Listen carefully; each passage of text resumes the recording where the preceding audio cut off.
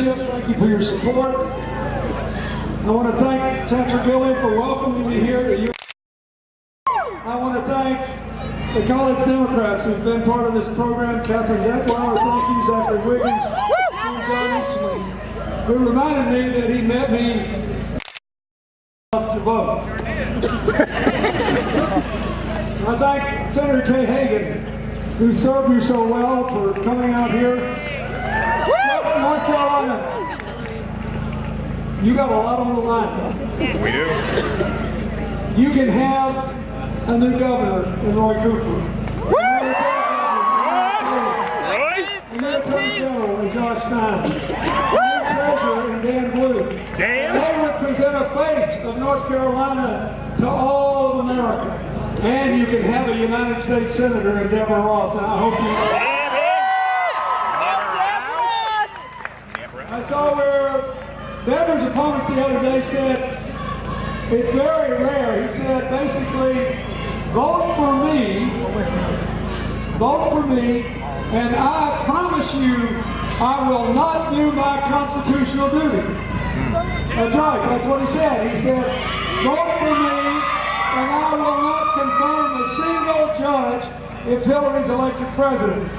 I don't think North Carolina needs another senator who will not do his constitutional duty.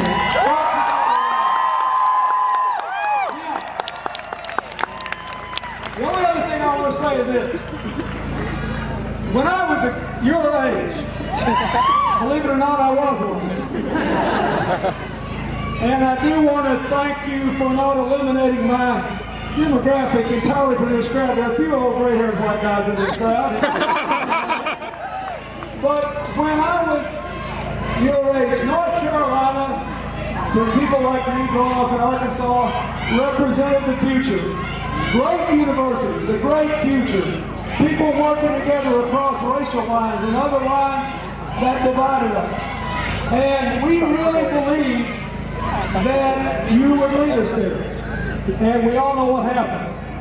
In 1992, for example, when I ran for president, I lost North Carolina by 0.9%. Because Terry Sanford was taken ill and lost barely the Senate race. And we've been living with it ever since, one way or the other. You have a chance to change that. You have a chance to send a message to America and to your fellow citizens that yes, we are stronger together. Yes, love God. We in the state of answers, not anger. We in a state of empowerment, not resentment. We in a state of working together, not constant conflict. And yes, we are the state of bridges, not walls.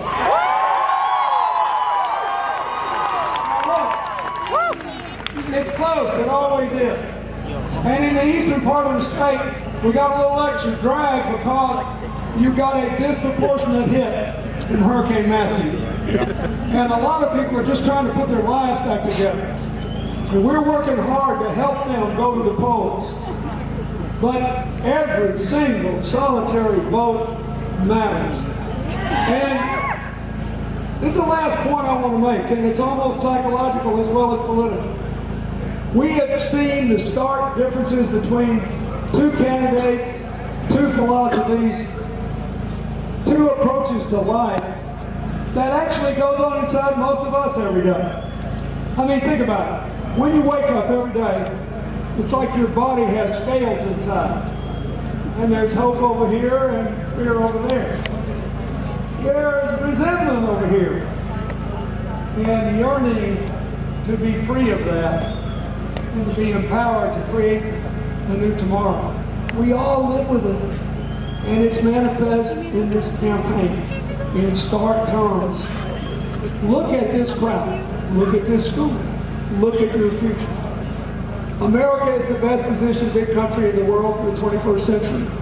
We can lead the whole world away from all this madness, this religious hatred, this racial hatred, this killing people who disagree with us, to a new. And everybody tells you how terrible it is. It's wrong. We just had the 80th month of job growth for the first time. Thanks, Obama. So tomorrow you vote for change. The only question is, are you going to change backward and go back to what messed us up, or change forward and build on what's been done so we can fix the challenges with a health care law that has given more than 20 million people insurance and 90% of people insurance for the first time? Are we going to have free community college tuition, free public college tuition for everybody? Are we going to have a way for people who have that already to pay it back as a small percentage of their after-tax income? And are we going to pass a bill that says if you get a small business loan, you get 3 full years where you don't have to pay back your college debt while you get your business up and going? Things will allow us to rise together. So much of this campaign has been consumed by the acid that the other side has tried to pour down the throat of the American people to convince you that it's all bad. It's not all bad. It is mostly good. But we do have to create an economy and a society that is not rigged. An economy that's not rigged against the working class, that grows from the middle out and the bottom up. But if you look at the last 36 years, President Obama and I were president for 16 of those years. The trickle-down crowd, they had it for 20. Under their leadership, we created 15.8 million private sector jobs in 20 years. Even if you charge President Obama unfairly with the 3 million job losses that occurred because of the crash that happened just 4 months before he took office, he didn't have anything. They 15.8 million, we more than 32 million. Tell people go out and claim your future. Go out and say, look at this crowd. This is our future. We're not cutting anybody out. We want to lift everybody up.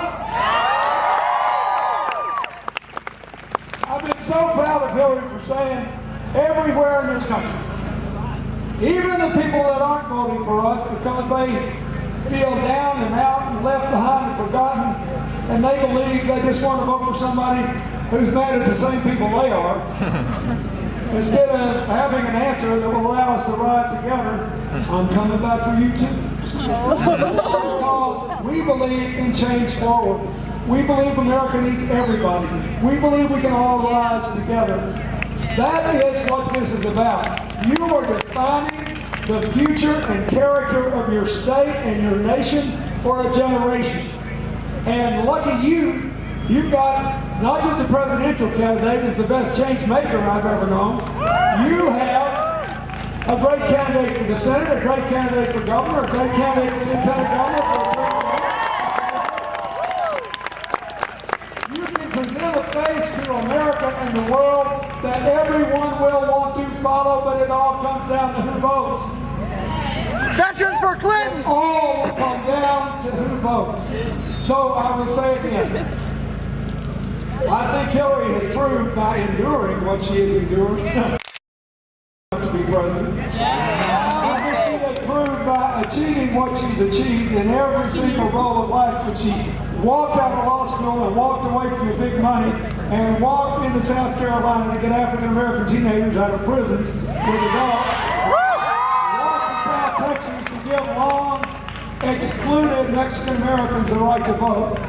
Walked into Alabama to shut down those illegal private academies falsely claiming tax credits to run segregated schools.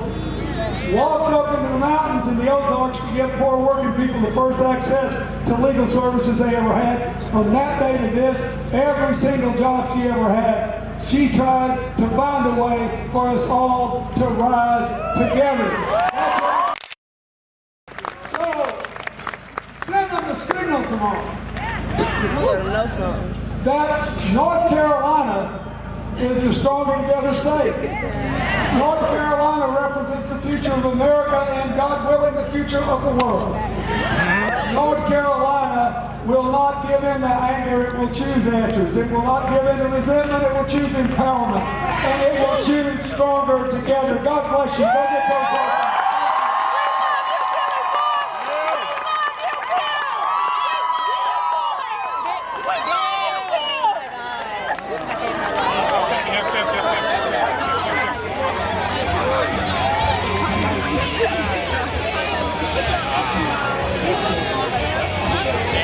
no way. I would have to throw too many elbows. I didn't touch